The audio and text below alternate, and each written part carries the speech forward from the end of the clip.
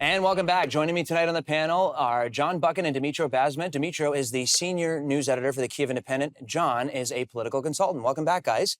Thank you. Glad to be here. Thank you. My pleasure. Good to see you. So, I mean, let's just get right into it because obviously this election is not even over. Still counting ballots. We're still counting. We're still counting ballots. I think Windsor, Tecumseh, Lakeshore, they keep renaming everything on me. I think they're still counting ballots there, so we don't even have the official results. But they flipped Terrebonne by one vote. One vote. See? And they say voting doesn't matter. I mean, let's just jump right into this because this is going to be easy. What were your biggest surprises in the election? I would say Pierre Poilievre losing his riding. And also in the Peel region, it's heavily shifted towards conservative. So I live in the Peel region, so it's my home. I was surprised by the in-grounds that the Conservatives made in and around the GTA. They flipped Brampton West. They were close in Brampton North Caledon and in Brampton Center. You know, it seems like the sort of the red wall that was around the GTA is kind of crumbling right now. And it's subtly shifting towards more and more conservative.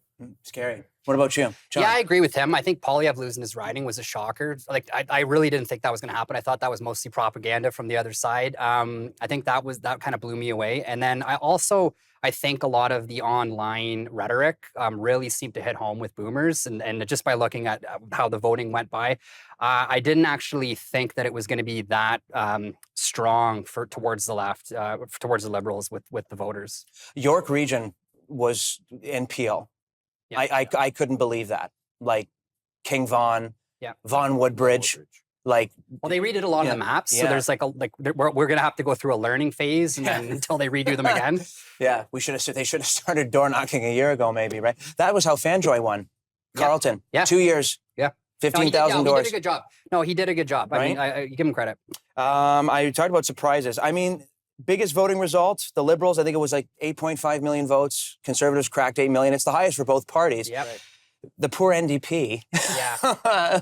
Like, that's not even a loss. Yeah. Like, that's like disaster. Yeah. Like, there's more seats in my condo. Yeah, there's the strategic voting has really shifted where you'd see more partisan NDP in the past, partisan Liberals. Now people are thinking like, I got two choices here. Where am I going to go? And everybody was very strategic, and that's coordinated through social media and a lot of the online stuff.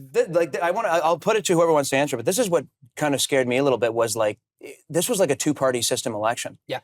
And like, it clearly didn't scares me more. Yeah, well, right, because then you guys will never win. No, I'm kidding. No, it's fine. But is this the beginning of that? And we've seen what a two-party election looks like, and it still didn't yield a majority government. No, well, if he wants to. Well, I don't think it is, right? Yeah. I think this is just one of those elections that will go down in the history books.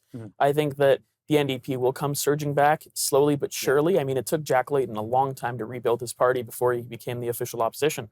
Don Davies, the new interim leader, he's got a lot of work to do. I mean, they're going to have to rebuild their base.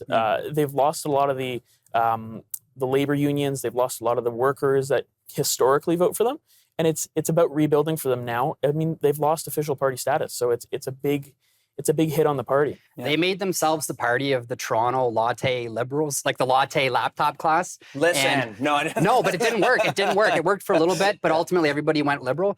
And I agree with you. I think that the NDP, like eventually their problems are going to creep back up. There's a honeymoon period for a prime minister. Everybody's happy with Carney with liberals. Once, if things don't turn around quick enough, the NDP will start thinking, hey, now is our shot. Maybe we can work with the Bloc, with the Conservatives. Maybe we can get an election called.